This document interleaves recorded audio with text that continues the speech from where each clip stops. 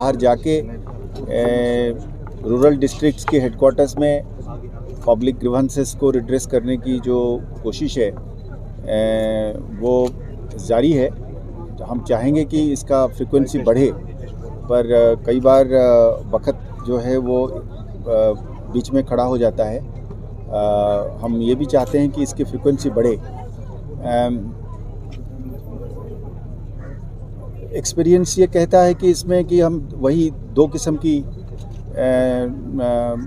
लोग आते हैं जिनके कठिनाइयाँ होती हैं, जिनकी मुश्किलातें जो है।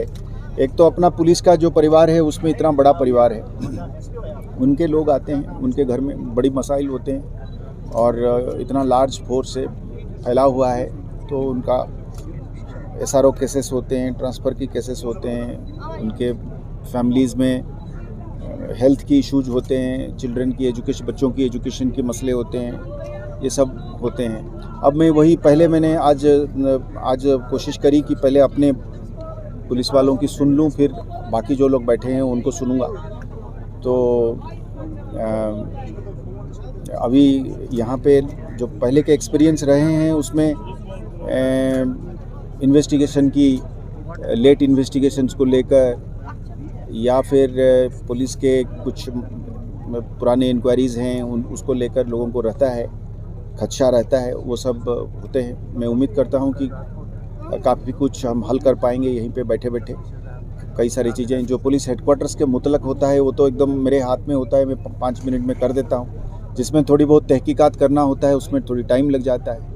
जो बाकी कई बार ऐसा होता है कि कुछ ऐसे मसाइल होते हैं जो पुलिस में एक टांग होता है और बाकी डिपार्टमेंट्स में होते हैं, तो उनके साथ भी हम रास्ता कायम करके उनकी मदद से उनकी मसाइल को हल करना चाहते हैं, वो भी हम करने की कोशिश कर रहे हैं। तो एक हमने फॉलोअप सिस्टम बनाया हुआ है और हम अफसर को तैनात करते हैं कि हर केस के पीछे कोई अफसर रहे, उनसे बातचीत करे। अगर हमसे कोई छूट गया यहाँ से उनको टेलीफोन करके पता करे ये कागज़ और ये वकवा या कोई वेरिफिकेशन है, कोई तहकीकात करनी है, वो करके।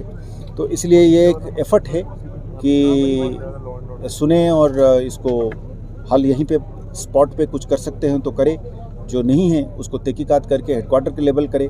कुछ ऐसे होते हैं जो पुलिस हेडक्वार्टर की परे हैं, कुछ एज की रेस्ट्रिक्शंस होते हैं, कुछ और जहाँ पे गवर्नमेंट की कंसेशंस और गवर्नमेंट की रिलैक्सेशन के लिए वो भी हमने तय करते हैं। यहाँ पे हमें पता चल जाता है कि ये ऐसी केस है जिसमें ये करने के लायक है, तो फिर हम उसको उसी हिसाब से उसको फ़ोन करके यहीं पे फैसला करते हैं कि इसको करा जाए।